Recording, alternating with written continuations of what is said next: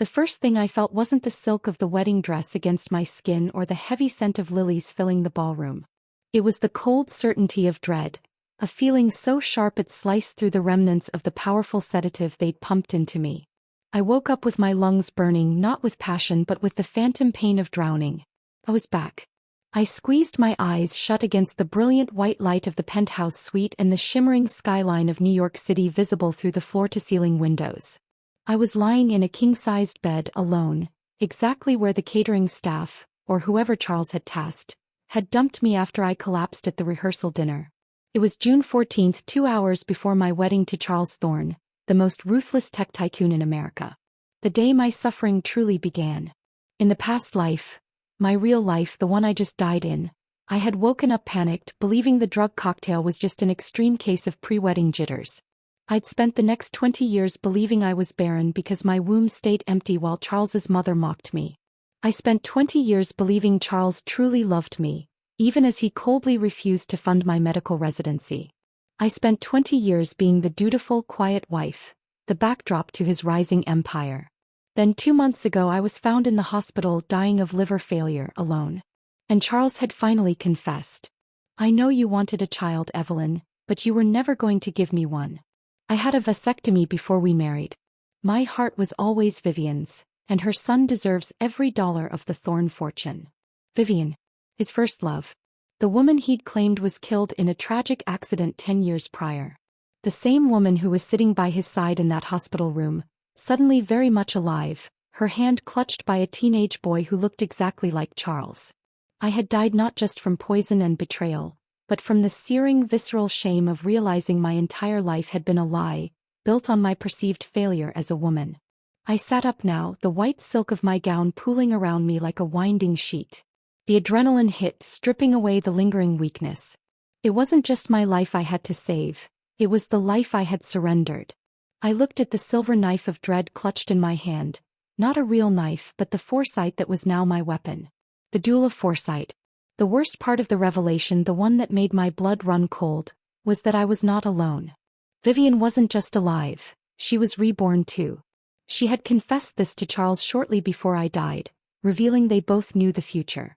They had laughed about my ignorance, celebrating that with 2 sets of foresight, their victory was absolute.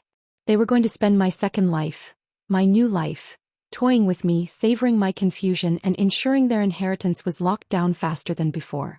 I reached for my cell phone, my fingers flying to an unfamiliar number. In my past life, this number was used only for emergencies. The direct line to the head of security. Marcus Mac Stone. I remembered Mac. Stoic, built like granite, with eyes the color of storm clouds.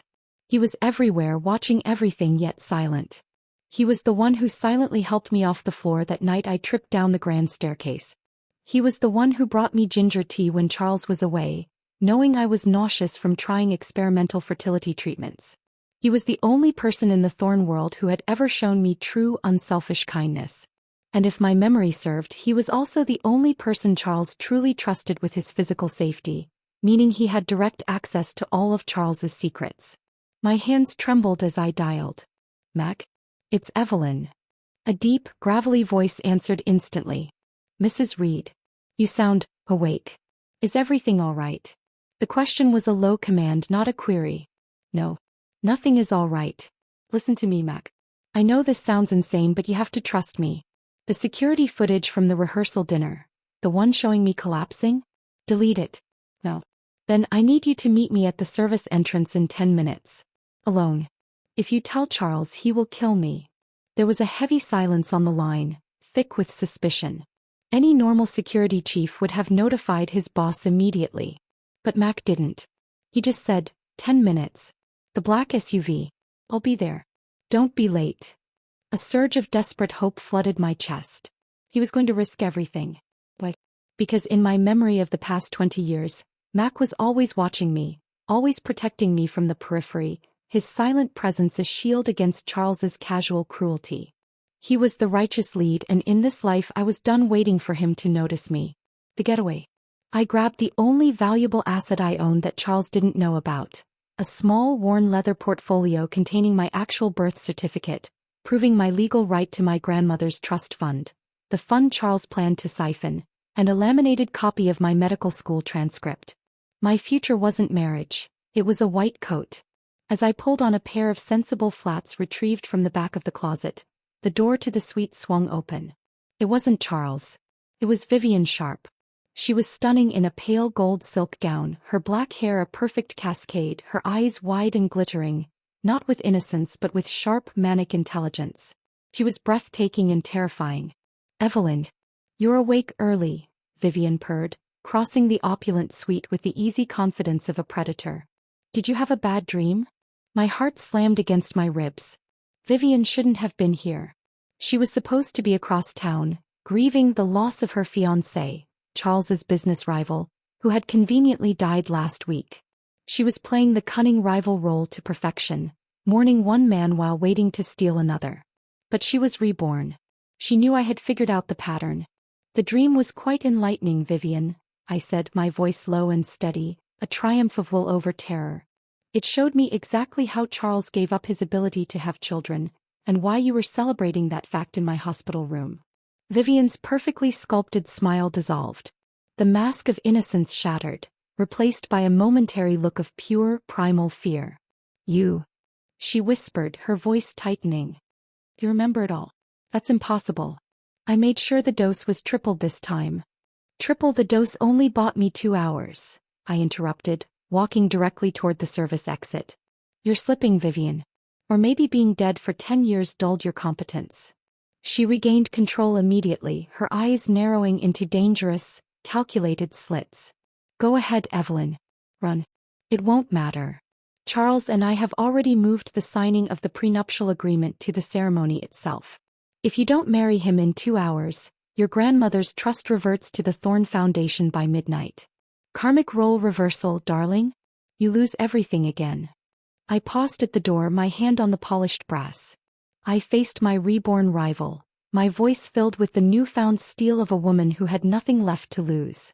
"You're forgetting one thing, Vivian. This time I have the foresight too. And I'm not running. I'm escaping. And I'm not doing it alone." I opened the door and ran. I just needed 10 minutes. I just needed Mac. Thank you for joining us on this journey. Where are you watching from and how is the weather there today? Please like and subscribe and turn on the notification bell so you don't miss the next story. The air in the service corridor was stale and cool, a shocking contrast to the flower-choked warmth of the penthouse. I ran, wedding gown hiked up around my knees, the silk catching on the rough concrete floor. My heart hammered, less from exertion and more from the knowledge that Vivian Sharp was just seconds behind me. She was reborn, she knew the future, and she was ruthless enough to call security and claim I was having a psychotic breakdown. I burst through the emergency exit and into the humid, gasoline-scented alley. Just as the door hissed shut behind me, a large, dark figure stepped out of a black SUV idling under a flickering neon sign. It was Marcus Maxstone. He wore the tailored, dark suit of Charles's security detail, but there was an intensity in his stance that went beyond professionalism. His storm-cloud eyes, cold and sharp, locked onto mine. In my past life, I'd always seen him as Charles's shadow, a human wall. Now I saw the stark reality: he was my only bridge to survival. "You're late," he said, his voice flat, but his gaze sweeping the alley, searching for threats. "Vivian knows," I gasped, scrambling toward the SUV. "She was reborn too. She knows about the vasectomy. She knows I was supposed to die." Mac didn't flinch. He didn't question the impossible. He simply grabbed my arm, not roughly but with a solid, inescapable strength, and pulled me toward the passenger side. "Get in. Now." I collapsed onto the leather seat. Mac slid into the driver's side, and the SUV peeled out of the alley, merging seamlessly into the dawn traffic. The silence in the car was thick, broken only by the crackle of his earpiece. "Mac, report. Where's Mrs. Reed?" Charles's voice, arrogant and smooth, flooded the cabin. Mac hit a button on the steering wheel, his eyes on the rearview mirror. "Mr. Thorne. Mrs. Reed is indisposed. Found her at the service exit. Claims severe anxiety attack. Heading to a private clinic now for sedation as instructed." Lies. Beautiful, necessary lies. "Good man, Mac. Keep her quiet. I need her for the paperwork. Vivian is on site. Send her my regards." Charles sounded annoyed but placated. He believed he was still in control. Mac ended the call without another word, then glanced at me. The truth, Mrs. Reed. Why did you collapse last time? And what in God's name is a vasectomy? I took a deep, shuddering breath. I didn't have time for gentle explanations. Charles had a secret vasectomy before we married, I explained, the words tasting like ash. He knew I wanted children, but he wanted his entire fortune to go to the son he had with Vivian Sharp, his supposed deceased first love. He made me believe I was infertile for 20 years while I tried every painful treatment imaginable. He and Vivian planned it all. They're trying to remarry so she can officially steal my inheritance. And yes, Mac, we've both lived this life before. The car slowed for a moment and Mac ran a hand over his short hair. His jaw was tight. Vasectomy. So 20 years of performance? Why? To keep a promise to Vivian. A promise that no one, especially not me, would bear a legitimate Thorne heir. She was the woman he claimed to love, the woman he claimed died. But she's alive. And she's here. And you believe she's reborn too? He asked, his voice now devoid of judgment, focused entirely on the logic of the threat. She confessed it in my past life just before I died. She was mocking me. She told Charles this time they'd have fun watching me try to figure it out. When I saw her waiting for me this morning, her eyes weren't scared, they were calculating. She knew I'd run. Mac nodded, his gaze unwavering. We are going to my secure safe house in Queens. The first thing we establish is your safety. The second, proof. You mentioned a trust fund. My grandmother's trust.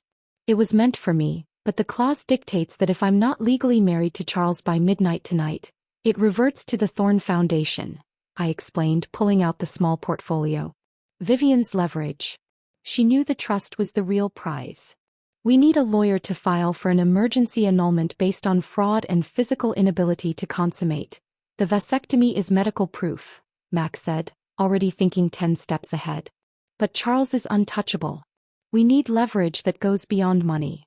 I have my old medical school transcript, I said, my fingers tracing the faded ink.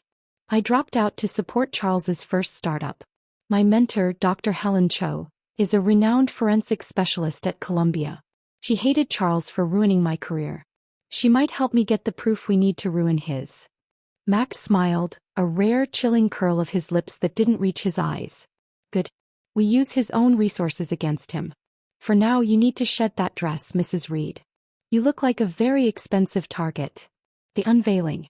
Mac's safe house was a nondescript brownstone hidden behind a maze of identical buildings. Inside it was utilitarian, secure and sterile. He handed me a simple black t-shirt and jeans from a drawer. As I changed, shedding the white silk shroud of my past life, I felt the physical weight of my submission lift. When I emerged, Mac was on a burner phone. He disconnected, looking me over. Charles has already dispatched a team. They're sweeping hotels and airports. He believes you're having an emotional crisis. He doesn't know you're fighting back yet. I walked over to the kitchen island, my spine straight. He's arrogant. He believes my only asset is my name and my only weapon is tears. He won't realize the gravity until I hit him with a court order. Mac walked toward me, his movements slow and deliberate. He stopped just inches away. The tension between us was electric, charged by the decades of unspoken understanding. Mrs. Reed. I've worked for Charles for 7 years. I know his secrets, his crimes, and his cruelties. I also know he is not prone to reckless conspiracy. If you say he's part of this rebirth, and that Vivian is too, I believe you. He paused, his gaze burning into mine. But you need to be very clear. Why me? Why tell his head of security the most devastating secret of his life? I looked up at him, meeting his intensity head-on. Because in the last life you were the only person who ever saw me, Mac. You were the only one who didn't look at me and see a barren trophy wife. And because you were the only person he ever truly trusted. You were the key. I reached out and placed my hand firmly over his chest, feeling the solid rhythm of his heart beneath the starched fabric. And because I died with the agonizing knowledge that you were the righteous lead, the man I should have trusted, the man I should have mated with. In this life, Mac, I'm not making that mistake. I need an ally and I need a protector. The air shifted. Mac's defenses, rigid and professional for years, seemed to crack. His eyes softened, darkening with an intensity one hadn't seen before.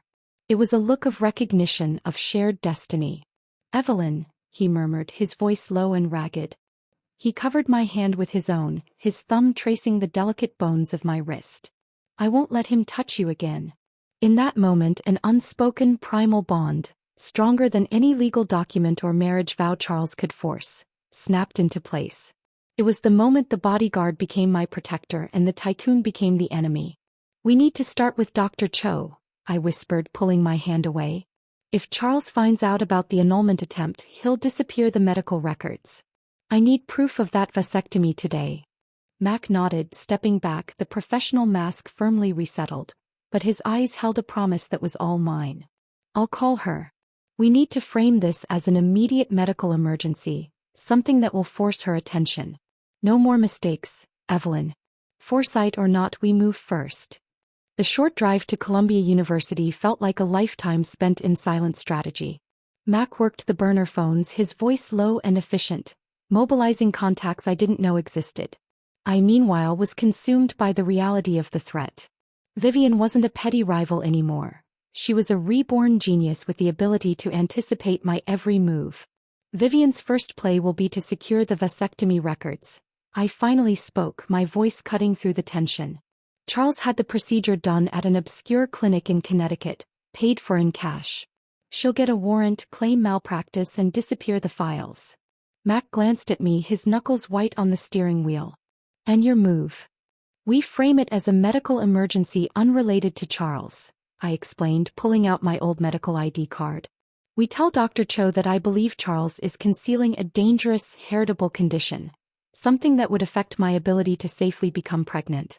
The vasectomy records are the key to ruling it out. It forces Dr. Cho to act under the pretense of protecting my reproductive health, not attacking Charles's finances. Mac's expression softened momentarily with pride.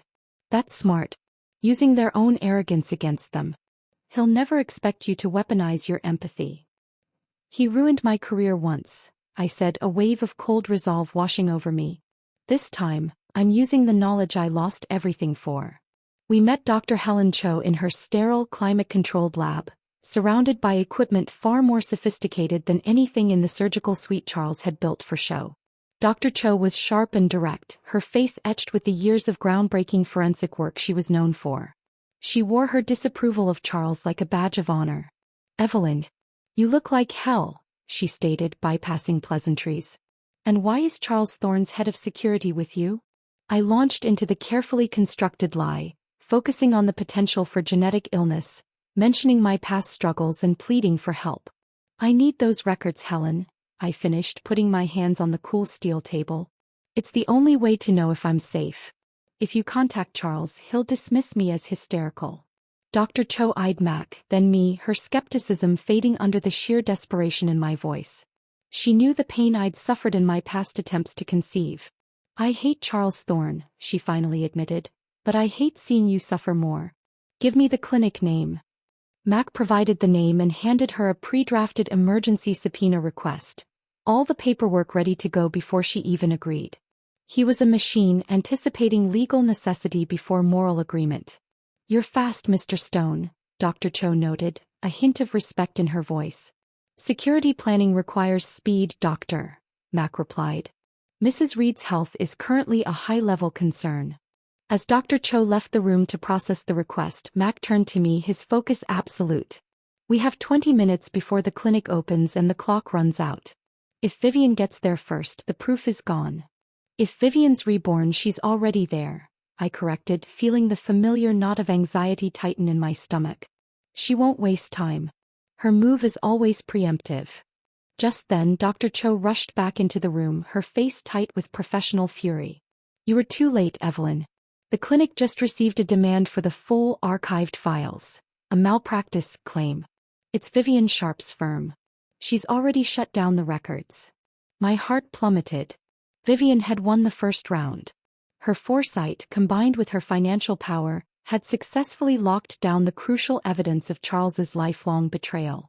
Wait, I said, leaning over the counter, the surgical precision of my medical training kicking in despite the despair.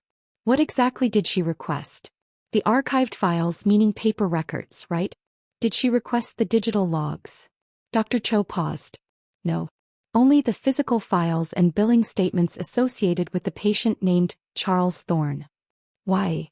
In 2005, the clinic switched its system. They kept old records on a separate internal server, a digital log of procedures indexed by date and the surgeon's employee ID, not the patient's name. It's a procedural document, not a medical record. Vivian is focusing on the malpractice narrative. She's looking for the why, not the what. A procedural log wouldn't be protected by the same legal claim, Mac murmured, his eyes gleaming. It's classified as operational data, not a patient file. We can get a warrant for operational data easier than a medical file. Dr. Cho looked stunned, then energized. Evelyn, that database is only accessible by two people, the head administrator and the original programming specialist, an old man named Mr. Finnerty. If you know the exact date and the surgeon's ID, I can claim a university research project and access the network remotely. The date was October 12, 2005, I whispered, the date of Charles's supposed business trip, burned into my memory. The surgeon's ID was 459B. Dr. Cho, you have to claim that log. Not the file. The log. Dr. Cho was galvanized. I'll reach out to Finnerty now. I'll need 5 minutes of undisturbed network access, and I will need Mr. Stone to physically retrieve a signature from the head of the hospital administration across town right now to legitimize the research project retrieval. Mac was already moving toward the door. Name, address, and an access code, doctor. I'm gone.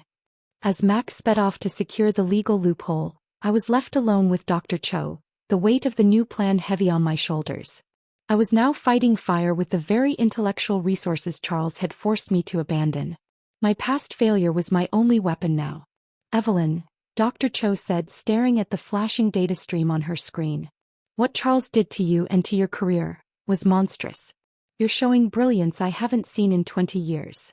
I just needed the right motivation, I murmured, watching the clock tick down toward the wedding hour. If he thinks he can steal my life again, he's going to find out the price of his arrogance is everything he built. Suddenly, the secure phone on Dr. Cho's desk chirped. An incoming text message from an unknown number. Dr. Cho picked it up, her expression freezing. Evelyn, this is strange. It's a threat. From an untraceable number. It says, stop researching the procedural logs. If you interfere, the medical residency that was offered to your brilliant former student will be terminated. My blood ran cold. Vivian. She didn't just have foresight, she had anticipated my counter-move. She hadn't expected the procedural log, but she had predicted that my emotional weakness, my loyalty to Dr. Cho and my own career, would be my weapon, and she was already using it to leverage the only person I trusted. The game wasn't just about the past, it was about destroying my entire future. It's Vivian, I choked out, grabbing the phone. She knows you'd protect me.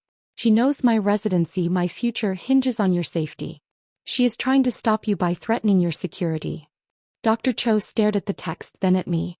She's using your ambition against me. She's threatening my job stability through the hospital's board, but Evelyn, I believe you more than I fear a tyrant. We are retrieving those files. If this ruins me, at least I'll know I stood up to Charles Thorne. The screen flashed. File retrieval complete. Indexed entry, 459B. Procedure, bilateral vasectomy. Date, October 12, 2005. We had it. The digital log proving Charles's lifelong lie. Now we call Mac, I said, grabbing the printout, the evidence trembling in my hand. The annulment filing happens now. The ceremony is in less than an hour. The clock on Dr. Cho's computer screen mocked me. 45 minutes until the ceremony. Mac was on his way back, the signed administrative order that legitimized the retrieval of the procedural log safely in his pocket. I held the printout of the database entry, bilateral vasectomy, October 12, 2005, feeling the fragile weight of 2 decades of vengeance. This was it. The proof of Charles's ultimate betrayal, a document more damning than any confession. We need the annulment filed immediately, Evelyn, Dr. Cho urged, already on a conference call with her legal team, framing the situation as a preemptive strike against Charles's obvious fraud. But Charles is a master manipulator. If he gets wind of this before he's served, he'll stall the courthouse or disappear the original contract. He's stalling the contract now, I said, remembering Vivian's sneering threat from the prologue. He moved the signing of my grandmother's trust agreement and the prenuptial agreement to the altar itself. He needs my signature at the last possible second, ensuring the trust fund goes to the Thorne Foundation the moment I say, I do. Suddenly, Mac's anxious voice broke through the lab's internal comms system. Evelyn, danger. I'm 3 minutes out, but I just intercepted a coded message. Charles is having the ceremony moved up. 20 minutes from now, not 45. Vivian convinced him it was an urgent surprise for the guests. She knows we're close. Vivian, the Reborn rival, was fighting dirty. She wasn't just anticipating my moves, she was manipulating Charles into rushing the final contract. Foresight versus foresight. Mac, don't come here, I commanded, my voice sharp and decisive, channeling the medical authority I'd always repressed. Head straight to the courthouse annex downtown. I'm taking Dr. Cho's car and meeting you at the penthouse lobby in 10 minutes. We have to file the injunction and serve Charles before the officiant finishes the vows. Dr. Cho didn't argue. She handed me the keys to her old, reliable sedan and a packet containing the freshly notarized annulment papers and the vasectomy log printout. Go, Evelyn. Get your life back. And if Charles tries anything, remind him I have tenure. I drove like a frantic woman possessed, the ridiculous white silk gown barely contained by the seatbelt. My hands gripping the wheel were steady, a throwback to the confidence I'd had as a young surgical intern before Charles poisoned my ambition. I pulled up to the glittering lobby of the Thorne Tower with a screech of tires. Mac was waiting, looking impossibly solid in the midst of the uniformed doormen and nervous wedding guests beginning to stream in. The police are already here, Evelyn, Mac said, his eyes scanning the crowd. Vivian called a patrol car claiming a stalker was harassing her at the penthouse. It's a delaying tactic. It's a trap, I corrected, pulling Mac into the relative safety of the maintenance stairwell. She wants to stall the annulment, not the wedding. We are using their own trap against them. Mac, I need you to create a diversion, something massive enough to pause the entire ceremony but not stop the police. Mac leaned in close, his face etched with grim determination. I am Charles Thorne's security chief. I know every vulnerability in that penthouse. Give me 2 minutes after the vows begin. He looked down at me, his gaze lingering on the anxious resolve in my eyes. Evelyn, I'm risking my career, my freedom, and my life for this. You promise me if we pull this off you never look back. I promise, Mac, I whispered, the depth of my feeling for this loyal, righteous man overwhelming me in that chaotic moment.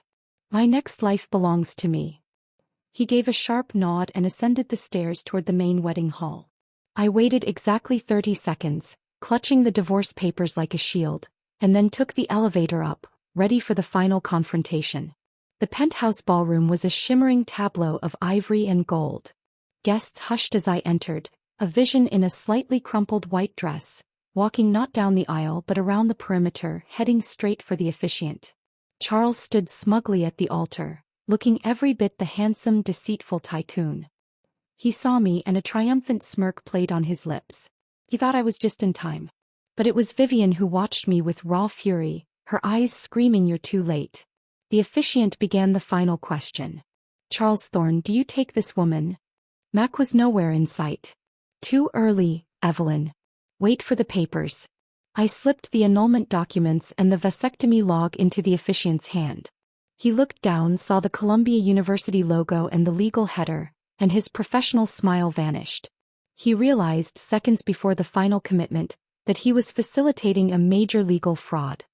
To be your lawfully wedded wife? I do, Charles declared, his voice ringing with smug confidence. The officiant, his face pale with dread, turned to me. Evelyn Reed, do you take this man? I don't, I stated, my voice cutting through the sudden gasp of the audience. I object to this marriage on the grounds of systematic concealed marital fraud and physical deception. Charles's smile froze. He looked furious, but before he could speak, Vivian, the reborn rival, was already in motion. She rushed the altar, her silk gown billowing, her face a mask of false grief. Evelyn, you're hysterical. Your anxiety. Vivian is lying. I shouted, pointing directly at the villainess. She is not dead. She is Charles's mistress, and she is the true architect of this scheme. She and Charles planned to ruin my life and steal my inheritance. The ballroom erupted. Charles grabbed my arm, his face distorted by rage. Mac. Security. Get this crazy woman out of here. Before Mac could appear or the official security detail could react, the entire sound system screeched with feedback. Then over the massive speakers, Mac's voice, deep, amplified and dripping with corporate authority, boomed across the room. Attention guests. This is Head of Security Marcus Stone. Charles Thorne's vasectomy, performed on October 12, 2005, nullifies this marriage. Furthermore, the woman currently feigning shock, Vivian Sharp, is under investigation for corporate espionage and conspiracy to commit fraud. The announcement was timed perfectly. The guests gasped, the police officers looked confused, and Charles was left paralyzed, not by the accusation, but by the devastating realization that his most trusted protector had betrayed him. Mac. You traitor! Charles roared, shaking me violently. Just as Charles was about to shove me, Mac appeared from behind a floral display, looking immense and utterly formidable. He didn't move toward Charles. He moved toward Vivian, who was attempting to slip away through the service exit. Miss Sharp, you're not going anywhere, Mac said, effortlessly blocking her path. The police need to question you regarding the disappearance of the Thorne Foundation's offshore funds. Funds that reverted to Charles upon the death of his first love. Vivian's eyes, the eyes of the reborn villain, widened with true panic. She had expected me to strike at the vasectomy, but she hadn't expected Mac to strike at the money, the real heart of her new life plan. I pulled free from Charles, shoving the annulment papers into the hand of the lead police officer, and walked over to Mac. I need to file charges for fraud and attempted coercion, I stated, standing shoulder to shoulder with my protector. The evidence is here. Charles, defeated, watched his entire life crumble around him. He lost the money, he lost his pride, and he lost the one man he trusted. The karmic role reversal had begun. The opulent ballroom had transformed into a scene of chaotic exposé. The lead police officer, a stern woman named Detective Miller, held the annulment papers and the procedural log, staring from the damning evidence to Charles and Vivian. Charles, stripped of his composure, was screaming about malicious slander and hacking. This is baseless. Mac, you're fired. You'll never work in this city again. This is corporate sabotage. Charles roared, trying to physically reclaim the documents from Detective Miller. Mac, however, ignored his former employer completely. He was focused on the true threat, Vivian Sharp. She had been quietly detained, her face no longer a mask of innocence but a canvas of cold, hard calculation. The moment Charles shouted, Vivian saw her opening. She spoke, her voice smooth and falsely reasonable despite the circumstances. Officer, I've cooperated fully. But this man, Mr. Stone, is harassing me. And Ms. Reed? She's clearly in the midst of a severe episode. She's been delusional for months. She believes I'm a ghost. Check her medical records. She was receiving psychiatric care. My blood ran cold. Vivian had used her dual-rebirth foresight to build a psychological defense. She had spent the last 2 months of our past life poisoning my reputation, setting up a documented history of mental instability that would nullify any testimony I gave. She was brilliant and she was ruthless. I am not delusional, I stated calmly, stepping forward to face Detective Miller. I am a former medical student with professional knowledge. And I have one more piece of evidence that discredits everything Ms. Sharp says. I turned to Vivian. In the past life, Vivian, you allowed Charles to believe I was infertile for 20 years, and you let him steal my inheritance. He just tried to steal it again. But you made one mistake. The same mistake you made in your other life. I looked at the assembled guests, Charles's board members, investors, and society elites. I needed to deliver the karmic role reversal to her, not just to Charles. Vivian Sharp wasn't just Charles's mistress and co-conspirator, I announced. She was the one who poisoned my grandmother to gain access to the trust fund years ago. And she forged my signature on a document designed to keep her out of prison. Detective Miller immediately looked interested, her eyes narrowing at Vivian. Poison? What document? The confession, Max supplied, stepping up beside me, his presence a wall of unwavering support. In the past life, Ms. Sharp used her foresight to predict that Evelyn would eventually investigate the death. She prepared a forged and signed confession from Evelyn, making it look like she took the blame for the poisoning. It's a procedural document used to scare off any external inquiry. She keeps it hidden in a place only she trusts. Vivian's face finally cracked. Her composure vanished, replaced by a momentary naked flicker of terror. She had planned for the annulment. She hadn't planned for the poisoning investigation to be reopened. And she certainly hadn't planned for Mac to know the details of her safe place. Mac looked at Detective Miller. Her private residence. A small, secured wall safe behind the vanity mirror. Inside, you will find a thick manila envelope labeled "Her Final Will." "This is harassment. I'm calling my lawyers." Vivian shrieked, finally losing control. But her reaction was too genuine, too late. Detective Miller nodded sharply to a subordinate. "Get a warrant and a unit over to her address. Now." Charles, seeing his last shield dissolve, lunged at Mac, screaming about treachery. Mac simply stepped back, letting the hired security team swarm Charles and restrain him. His focus remained solely on me. "That confession was her deepest secret, Evelyn," Mac murmured, his voice too low for anyone else to hear. "How did you know the label?" "Because in my past life," I confessed, looking up at his sharp, concerned eyes. "After Charles's confession, I had nothing left. I spent my last weeks researching every file, every note, every vulnerability. I didn't die without a fight, Mac. I left you the breadcrumbs. I knew you were the only one loyal enough to follow them." A raw, profound emotion, something far deeper than affection, passed across Mac's face. "You risked your life twice for justice," he whispered. "You saved your own soul." The police officers were now cuffing Vivian, who was hysterical, still shouting about Charles's rights and her false anxiety defense. The wedding hall emptied as quickly as it had filled, leaving only the legal and security personnel. Detective Miller approached us, holding the annulment papers. "The annulment is granted, Ms. Reed.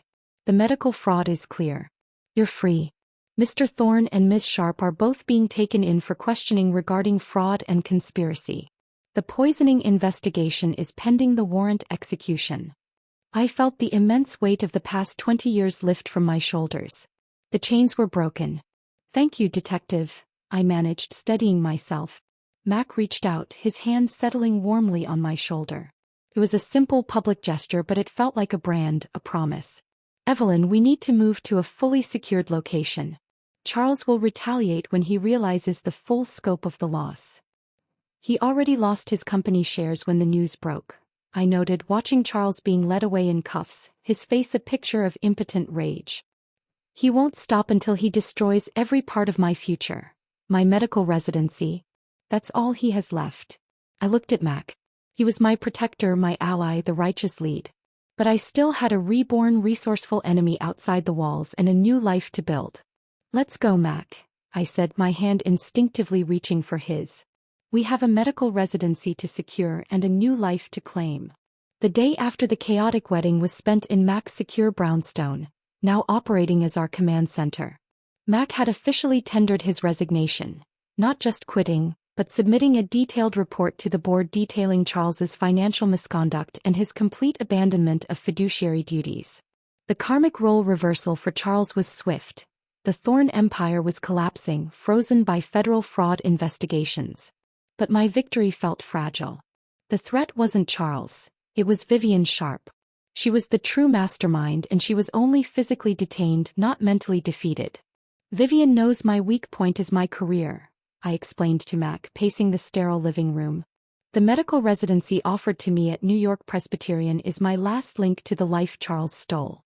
If she can get a single charge of moral turpitude, or character defect, against me, they'll pull the offer." Mac was on his laptop, monitoring police and corporate communications. "She's trying. From the holding cell, she's feeding rumors to the gossip columns. Anonymous tips claiming you're delusional, a gold digger who tried to poison her grandmother to access the trust fund. The slander is working," I sighed, pulling up my email.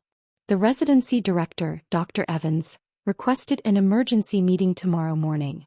He's citing concerns regarding character and stability, based on the media coverage. Vivian is using her foresight to attack my future before the charges against her are even formalized. We need a definitive public counter-narrative," Max stated, closing his laptop.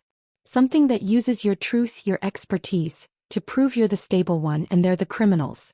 We hit her with forensic proof she can't talk her way out of. The poisoning, I realized, feeling a surge of energy. The police are still waiting on the search warrant for Vivian's safe. We need to analyze that forged confession the minute they find it. I know the forensic unit there. I need access. Mac immediately activated his network. Within hours, Mac used his connections to arrange a supervised examination. When Detective Miller finally retrieved the manila envelope labeled "Your Final Will" from Vivian's safe, I was waiting in the precinct's evidence room with a high-powered digital microscope and Dr. Cho on a secure video line. Vivian's forgery was a work of art. The handwriting meticulously mimicked mine from 20 years ago. The paper was aged. It was designed to scare an investigator into thinking the case was closed. "Look at the signature," I instructed Dr. Cho over the feed, focusing the microscope on the "in Evelyn read." Vivian was reborn, but she was rushing. She tried to recreate my younger self's signature. "Show me the ink," Dr. Cho responded, her voice professional and sharp. I adjusted the light, highlighting the pigment density. The original date of the confession document is listed as 2004. But the ink? It's a specific gel blend patented in 2019. Dr. Cho let out a sharp, satisfied breath. Vivian was reborn, but her memory of the future technology betrayed her. That ink didn't exist in 2004. She had to have forged it after she woke up in this new life. This was the proof of dual rebirth.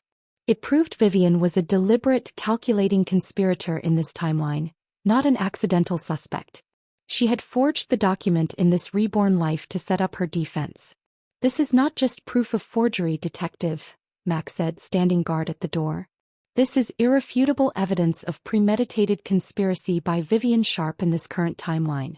Her entire, delusional Evelyn narrative collapses, and your charges against her go from fraud to attempted second-degree murder." Detective Miller looked grimly satisfied. "Ms. Reed, you've just done more to prosecute this case in 5 minutes than our entire team did in 2 days. We have enough to hold her without bail." The next morning I faced Dr. Evans, the residency director. The meeting was cold, dominated by the whispers of the press outside. I didn't defend myself with emotion. I used the truth and Mac's calculated defense.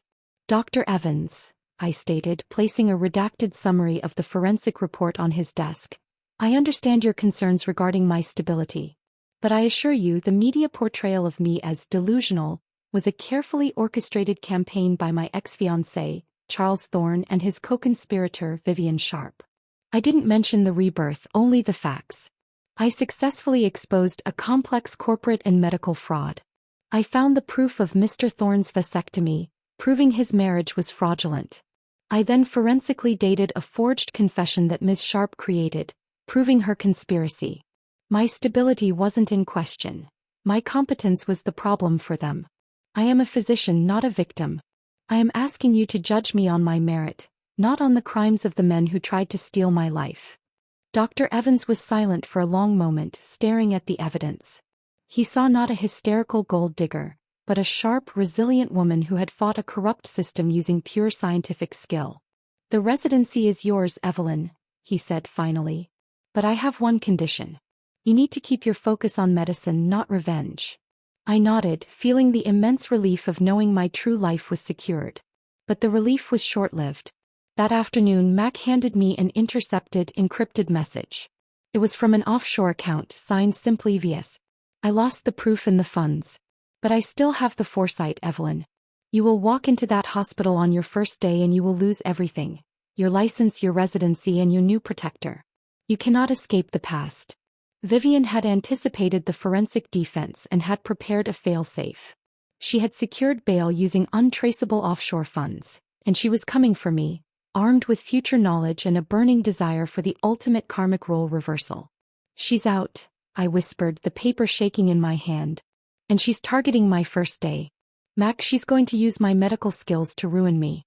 She's going to sabotage a patient." Mac stepped close, his eyes blazing with the same righteous determination that had driven me. "Then we don't wait for your first day.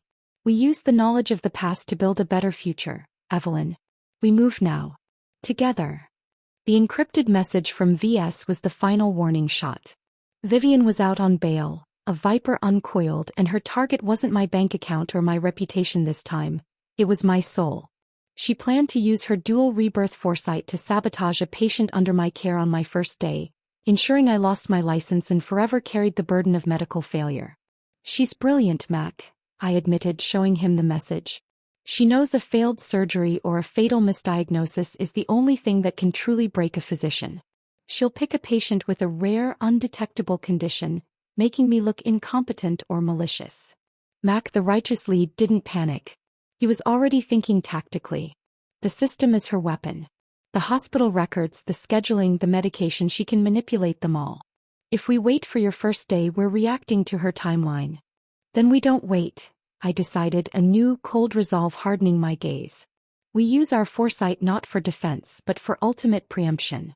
We pick the time, the place, and the patient where she plans to strike, and we expose her before she can move.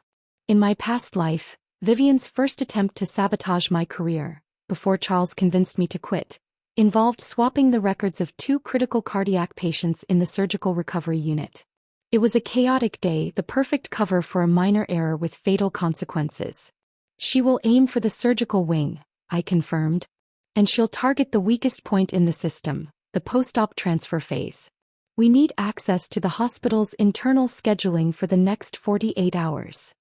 Mac leveraged his security contacts again, securing temporary high-level access to the hospital's digital scheduling, claiming a vulnerability assessment, after the Charles Thorne scandal.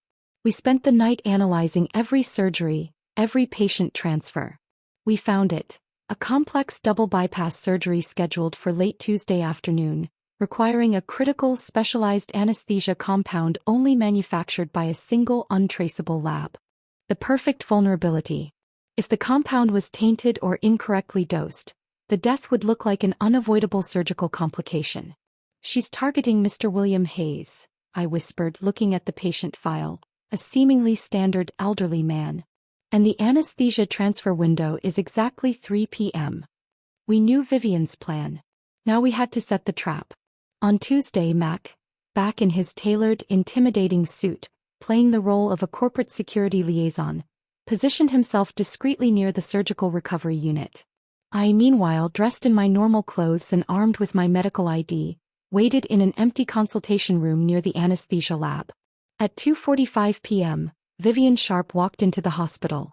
She was disguised in scrubs and a mask, moving with a confident, hurried ease. The confidence of a reborn rival who believed her fate was secured. She headed directly for the anesthesia supply room, the precise action I knew she would take from my past life memory. I didn't try to stop her. That would lead to a scuffle and a denial. Instead, I looked at the security camera Mac had instructed me to monitor. I activated the hospital's fire alarm system using a small, specialized device Mac had given me, flooding the surgical corridor with chaos. Buzz. Fire. Fire. Evacuate.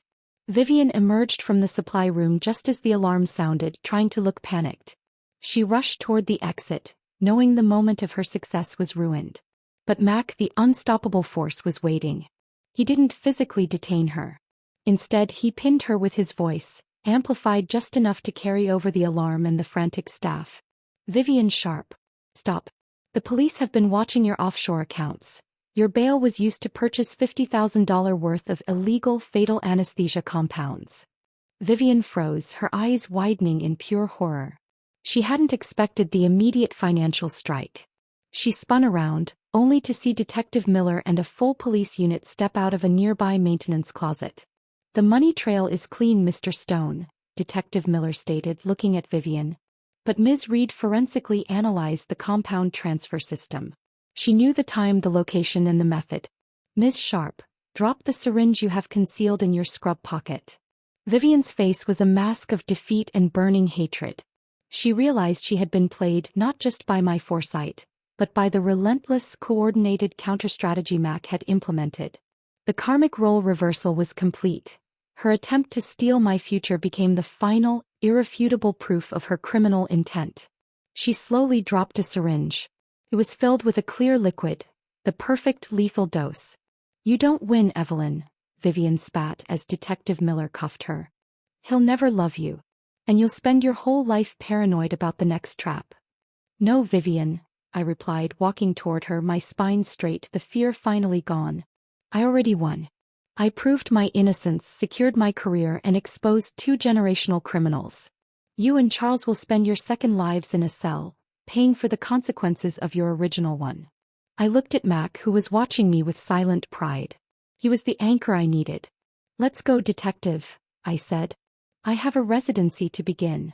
6 months later. I stood in my apartment overlooking Central Park, the scent of antiseptic and clean linen replacing the cloying scent of lilies. I wasn't in a wedding dress. I was in my surgical scrubs, just home from a 12-hour shift. The Charles Thorne empire was officially dissolved. Charles and Vivian were both awaiting trial, facing decades in prison. The vasectomy proof, the forged confession dating, and the attempted murder plot were the headlines of the decade. The only man who still stood by me was Marcus Mac Stone. He didn't work security anymore. He used the connections he'd built to start his own consulting firm, ensuring integrity for the city's top hospitals. He was here now, leaning against the door frame, watching me with that familiar, warm, protective intensity. "You're tired, Dr. Reed," he murmured, walking towards me. "I'm happy," I corrected, leaning into his solid embrace. "I'm where I belong, Mac. You made sure of that." He kissed the top of my head. "You fought for this, Evelyn. I was just the shield. You were the weapon." "I was the woman who had nothing left to lose," I corrected, tilting my head back to meet his gaze. "And you were the man who risked everything to protect a memory." "Why, Mac? You knew the risks. Why did you help me?"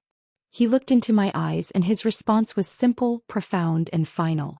"Because in the first life I watched you die heartbroken and I couldn't stop it," he confessed, his thumb tracing the sharp line of my jaw.